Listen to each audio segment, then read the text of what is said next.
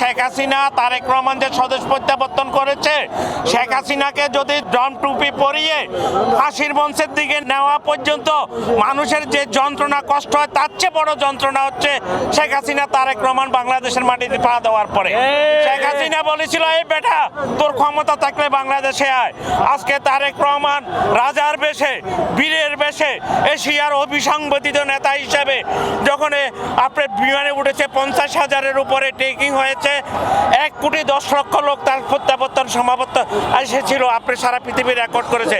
শেখ হাসিনা প্রতি মুহূর্তে তার যে আমরা যেন ঘুমের ভিতর আমরা যে মুচ্ছা খাই আমাদের নোয়াখালীর কথা, উনি নার্ভাস হয়ে যাচ্ছে। তারেক রহমানের হেমিলনের বাসিওয়ালার মতো তার জনপ্রিয়তা দেখে শেখ হাসিনার ঘুম হারাম আমরা যে কোনো সময় শুনতে পারবো। শেখ হাসিনা তারেক রহমানের জনপ্রিয়তা প্রধানমন্ত্রীর আসনে অধিষ্ঠ দেখে যে কোনো মুহূর্তে আপনি হৃদরোগে মারা যেতে পারে, হৃদকম্প হয়ে।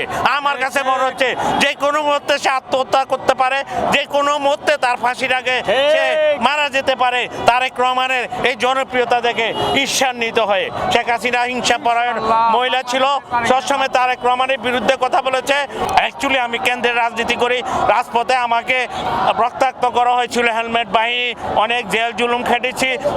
গত 18ই নির্বাচনে আমাকে জেলবন্দি করা হয়েছিল থানাতে, থানার উপরের নির্দেশে, শেখ হাসিনার নির্দেশে জেল অবস্থা আমি দেখেছি। ওয়ারলেসের মেসেজ পেয়েছি, রাতে 3টা বাজে 70% ভোট কাস্ট হয়ে গিয়েছে।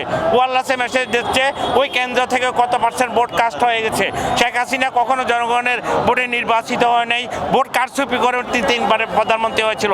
এই প্রথম বাংলাদেশের গণতন্ত্রের উত্তরণ হচ্ছে শহীদ প্রেসিডেন্ট জিয়াউর রহমান বহুদলীয় গণতন্ত্র প্রবণ করেছিল। এখন তারেক রহমান এই দেশের গণতন্ত্র সবাইকে নিয়ে এই রাষ্ট্র পরিচালনার উনি একটা সিদ্ধান্ত নিয়েছে।